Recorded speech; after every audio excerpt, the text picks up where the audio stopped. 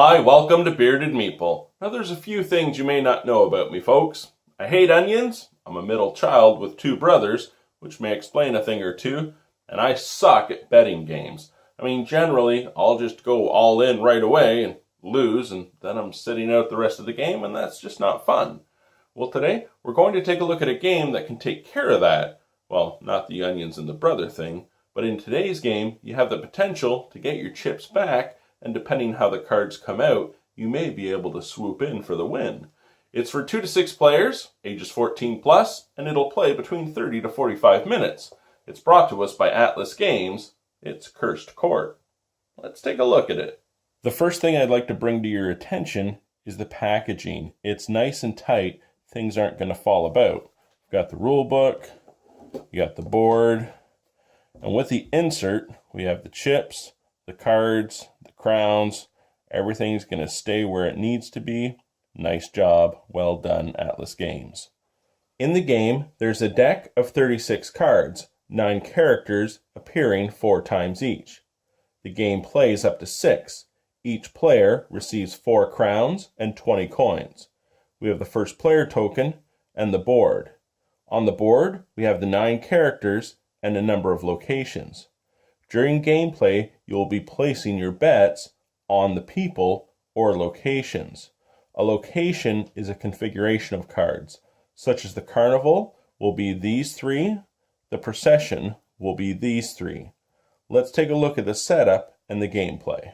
Now, is it just me, or is the Queen really channeling B. Arthur? Hey, that's okay by me. I have it set up for 3 players, but no matter how many players, you'll get the idea. Except see the rules for a 2-player game. Each player has their 4 crowns and 20 coins. We also have tokens on the score track. You shuffle the deck and deal 1 card between each player. Players do not receive individual cards. Instead, the cards are placed between them. So purple will have knowledge of this card and this card, while red will have knowledge of that card and this card.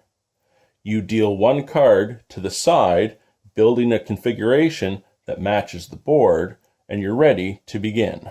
The game will last 3 rounds, or 3 years, and in each year there are 4 seasons.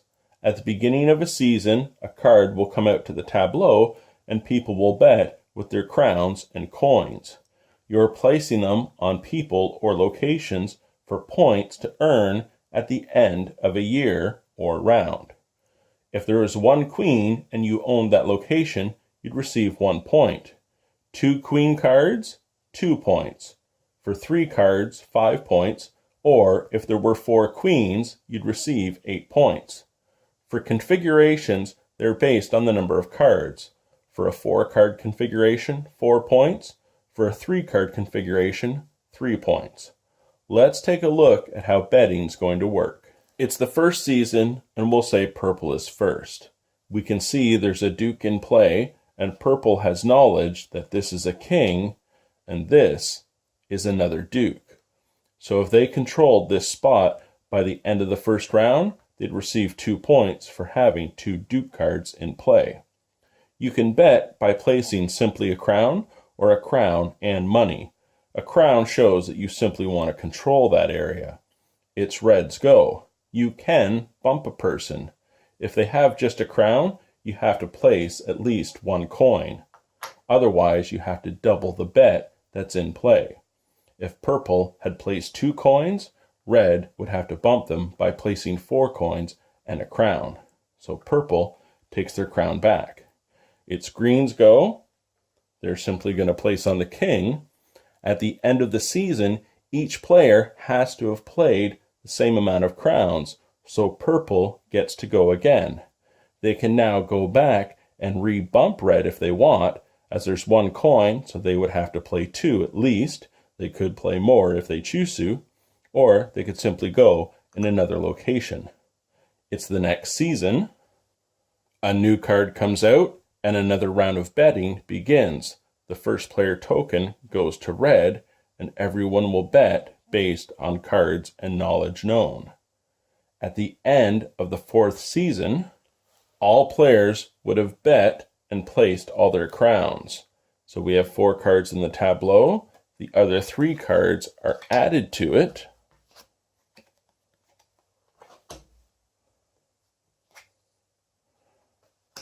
And scoring is done based on cards and the configurations. At the end of 3 rounds, the player with the most points will win. And that, my friends, is Cursed Court. A couple of things I'd like to say. As far as production goes, the artwork is absolutely gorgeous. It is really nice. The poker chips are well done. The crowns, I wasn't too sure of. Looks like some weird alien thing with teeth, but it's not going to make or break the game. Now the gameplay itself, I thought 2-player was 6 felt too crowded. 4 was definitely the sweet spot, and it was okay with 5 as well. I love the fact that you have the potential to get your chips back, because for someone like me that sucks at betting games, that was a huge plus when it came to this game. I also like the fact that you can just sit there and wait, see what cards come out, and hopefully swoop in for the win as you place your bets on people's crowns that have no money with them. I really enjoyed it. I hope you get a chance to check it out. I'll talk to you again soon.